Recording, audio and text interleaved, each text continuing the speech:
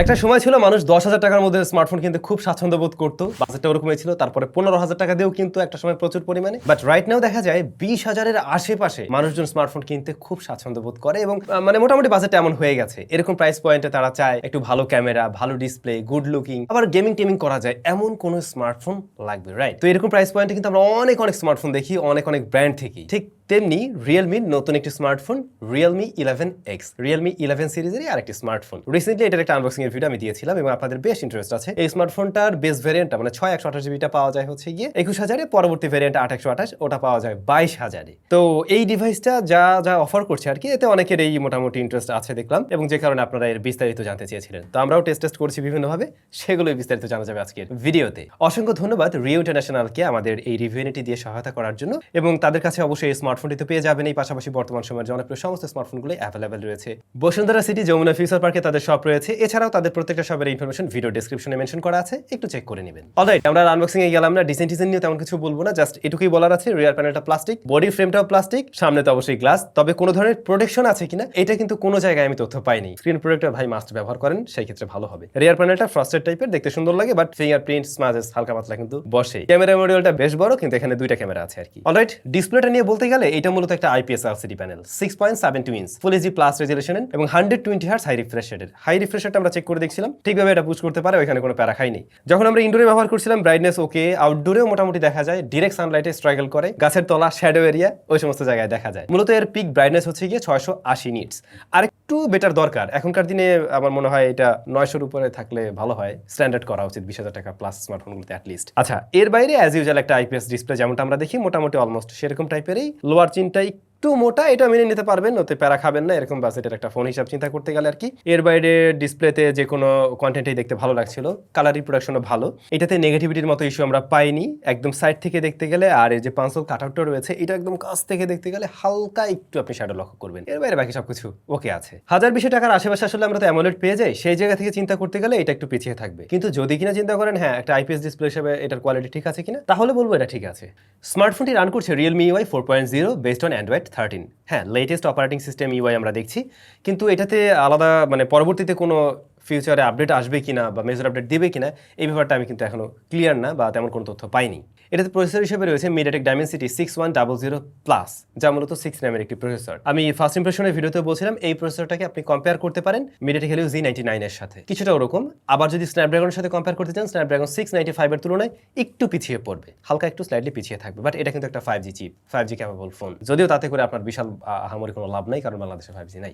দুইটা ভ্যারিয়েন্টে পাওয়া যায়, 6128, 8128GB ভ্যারিয়েন্ট। পারফরমেন্স একদমই আমি বলবো ভাই Z99 এর মতো রেজাল্ট দিয়েছিল এটা। তবে হ্যাঁ, এটা ততটা গরম হচ্ছিল না, খুব একটা হিট জেনারেট করছিল না যখন কিনা আমরা একটা হেভি প্রেসার দেওয়ার ট্রাই করছিলাম। তো 8GB র্যাম ভ্যারিয়েন্টটা দিয়ে আমরা দেখছিলাম যে মাল্টি টাস্কিং মোটামুটি ভালো একটা রেজাল্ট দেয়। এট এ টাইম মোটামুটি 4-5টা অ্যাপ্লিকেশন নিয়ে ইজিলি ব্যবহার করা যায় আর কি, যদি ভারী অ্যাপসও হয়ে থাকে। আর ডে টু ডে ইউজেস তেমন কোনো ধরনের প্যারা আমরা খাইনি, লাইক অ্যাপ ওপেন ক্লোজ টাইমে বলুন বা এটাতে বড় ধরনের কোনো ল্যাগ হিসাবের দেখা আমরা পাইনি। মাঝে মধ্যে মাইক্রোস্ট্যাটার ছিল, তবে মানে একদম নোটিসেবল ওরকম কিছু লক্ষ্য করিনি, বাট নোটিসেবল বিষয় অবশ্যই আছে, সেটা হলো গিয়ে ব্লোটার। ভাই ব্লোটার দিয়ে পুরো ভরা, অনেক ব্লোটার আছে এটাতে, তো এগুলো আনস্টল করে নেবেন, সেই ক্ষেত্রে আমার মনে হয় ভালো হবে, এবং এগুলো আপনার প্রয়োজনও হচ্ছে না আসলে। সো পারফরমেন্স আমার মনে হয় যে রেগুলার কাজবাজের জন্য এটা ঠিক আছে, ওই Z99 এর মতো একটা রেজাল্ট পুশ করতে পারছে। গেমিং এর প্রসঙ্গে আসতে গেলে এটা গেমিং এর জন্য কোনো সেরা চিপ অবশ্যই না, ইভেন এরকম বাজেট থেকেও না। এটা দিয়ে আপনি মাঝে মধ্যে ক্যাজুয়ালি গেমিং করতে পারবেন, লাইক পাবজির ক্ষেত্রে আমরা দেখছিলাম সর্বোচ্চ HD হাই ফ্রেম রেট এটা সাপোর্ট করে, তবে আপনি যদি স্মুথে নেন সেই ক্ষেত্রে আবার আলট্রাতে প্লে করতে পারবেন। তো স্মুথ আলট্রাতে আমরা মোটামুটি ভালো রেজাল্ট পেয়েছি, এবং লং রানেও দেখছিলাম টুকটাক মাঝে মধ্যে হালকা পাতলা ল্যাগ দিয়েছিল, একটু ফ্রেম রেট ওঠানামা করছিল, বাট একদম আটকে যাওয়ার মতো খেলা যায় না, এই ধরনের পরিস্থিতিতে কখনোই পড়তে হয়নি। আবার একটু লং রানে গিয়েও খুব বেশি হিট জেনারেট করছিল না, কিন্তু এই প্রসেসরটা হালকা গরম হয়, ওয়ার্ম হয় আর কি, কিন্তু একদম থার্মাল থ্রোটলিং এর পর্যায়ে একবারও যায়নি এটা। এরপরে ফ্রি ফায়ারটাও ট্রাই করছিলাম, ফ্রি ফায়ারের রেজাল্ট কিন্তু তুলনামূলকভাবে বেটার ছিল। পাবজিতে আমরা টুকটাক যতটুকু ল্যাগটাক পেয়েছি, ফ্রি ফায়ারের ক্ষেত্রে ততটা পাইনি। হ্যাঁ, স্টিল এটাকে অবশ্যই একদম ফ্রি ফায়ারের জন্য সেরা কিছু বলা যাচ্ছে না, বাট চাইলে আপনি সময় কাটাতে পারবেন। মানে দেখুন, এই স্মার্টফোনটার দাম হচ্ছে 22,000 টাকা, মানে সর্বোচ্চ ভ্যারিয়েন্টের কথা বলছি, 128GB ভ্যারিয়েন্ট। তো এর থেকে যদি অল্প কিছু টাকা পয়সা বাড়ান, সেই ক্ষেত্রে কিন্তু আরেকটু বেটার চিপ পাবেন, লাইক আপনি 750 পাবেন স্ন্যাপড্রাগন, তারপরে হচ্ছে 778Gও পাওয়া যেতে পারে, যদি অল্প কিছু বাড়ানো যায়। রিয়েলমি স্পিড এডিশনের এই মনে ফোনটাতে ভালো প্রসেসর রয়েছে আর কি। সো ওইটুক বাড়ালে আপনি ভালো পাবেন ঠিকই, বাট যখন কিনে 21-22 এর মধ্যে কিনবেন, সেই জায়গায় আবার এটা ঠিকঠাক আছে। রিয়ারে দুইটি ক্যামেরা আছে, মেইন শুটার 64 মেগাপিক্সেল, এটাই মূলত কাজের, আর সাথে সহকারী 2 মেগাপিক্সেলের শুটার আছে। আলট্রা শুটারটা আমি অবশ্যই মিস করছি, যেটা মাস্ট থাকা উচিত ছিল। সামনে 8 মেগাপিক্সেলের শুটার। তো ডেলাইট কন্ডিশনে যেমনটা দেখছেন 64 মেগাপিক্সেল, রিয়েলমির একদম হুবহু সেম টোনটা ধরে রাখতে পারছে। আমরা একটু ওয়ার্মের দিকে কালার দেখি, একটু ইয়ালিশ টোন পাওয়া যায়, আবার একটু কালার স্যাচুরেটেডও মনে হয়েছে কিছু কিছু ছবিতে। লাইক এখানে আপনারা দেখবেন যে red colour, orange colour, green colour, এই কালারগুলোকে একটু বুস্টেড মনে হয়, হ্যাঁ একটু বুস্টেডই, তবে ডাইনামিক রেঞ্জ কিন্তু এটা বেশ ভালোই ছিল। এরকম প্রাইস পয়েন্টের অনেক স্মার্টফোনের তুলনায় এটা ডাইনামিক রেঞ্জ আমরা ভালো দেখছিলাম, ইভেন ডিটেলের পরিমাণও কিন্তু তুলনামূলকভাবে বেটার দিতে পারছে অনেকের থেকেই। ডেলাইট কন্ডিশনের ছবিগুলো ভালো লেগেছে, যদি কিনা এই কালার টোন নিয়ে আপনার কোনো ধরনের প্যারা না থাকে, আই হোপ এর মেইন ক্যামেরার ছবি ডেলাইট কন্ডিশনে ভালো লাগবে। লো লাইটে অনেকটাই সফট করে ফেলে, নয়েজ গ্রেনের দেখাও পাওয়া যায়, তো ওগুলো খুব একটা কাজের ছিল না, তবে নাইট মোড অন করে নিলে তুলনামূলকভাবে বেটার আউটপুট পাওয়া যায়, যদিও এর নাইট মোডটা আরেকটু বেটার থাকলে ভালো হতো, বাট কাজে লাগানোর মতো ছবি পেয়ে যাবেন। আলট্রা শুটার মিস করতেছি, একটু আগেও বলছিলাম, এখনো বলবো। আর ডেপথ সেন্সর আছে, হ্যাঁ পোর্ট্রেট মোডে এজ ডিটেকশন ঠিকঠাক আছে। ব্যাকগ্রাউন্ড ব্লারনেসটা অনেকের কাছে একটু আর্টিফিশিয়াল লাগতে পারে, আর ব্যাকগ্রাউন্ডে যদি হেভি লাইট চলে আসে ওইটার এক্সপোজার কন্ট্রোল করতে গিয়ে একটু প্যারা খায় পোর্ট্রেট মোডে আর কি।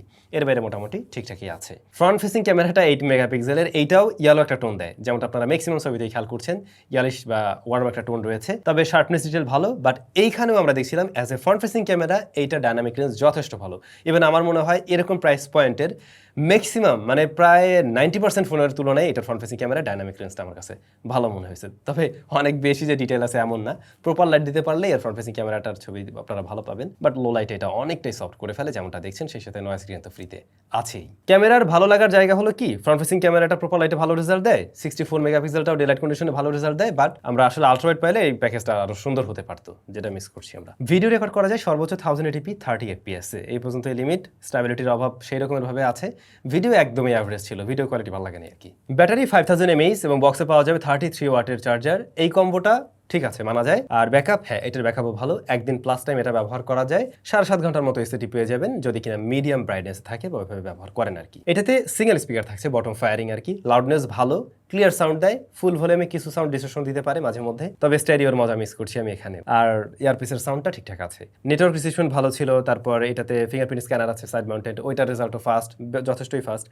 এই তো মোটামুটি এই সমস্ত কিছুই ছিল আর কি স্মার্টফোনে। এই প্যাকেজটা আসলে মানে একদম এক্সট্রা অর্ডিনারি ওরকম কিছু নিয়ে আসেনি, অর্থাৎ 21,000 টাকা দিয়ে যদি কেনেন সেক্ষেত্রে আপনি একদম এক্সট্রা অর্ডিনারি টাইপের কিছু পাবেন না, বাট ফেলেও দিতে পারবেন না। আপনার যদি একটা 5G ক্যাপেবল ফোন দরকার হয়, মেইন ক্যামেরাটার গুরুত্ব থাকে, ফ্রন্ট ফেসিং ক্যামেরাটাও মোটামুটি চাই, তারপরে একটা রেগুলার পারফরমেন্স নিয়ে সন্তুষ্ট থাকেন, দেন এটা আপনার চয়েসটা রাখতে পারেন। আর যদি মনে হয় না আমার ভাই সুপার আমার ড্যামোলারই লাগবে, আর একটু বেটার আমার পারফরমেন্স দরকার, ক্যামেরাটাও আরও বেটার দরকার, সেক্ষেত্রে অল্প কিছু বাড়িয়ে আপনি অন্য কোনো অপশন নিশ্চয়ই দেখতে পারেন আর কি। সবাই ভালো থাকবেন, আপনাদের কাছে কেমন লাগছে এই ডিভাইস কমেন্ট করে জানাতে ভুলবেন না। দেখা হচ্ছে তাহলে একদম নতুন কোনো ভিডিওতে। টাটা।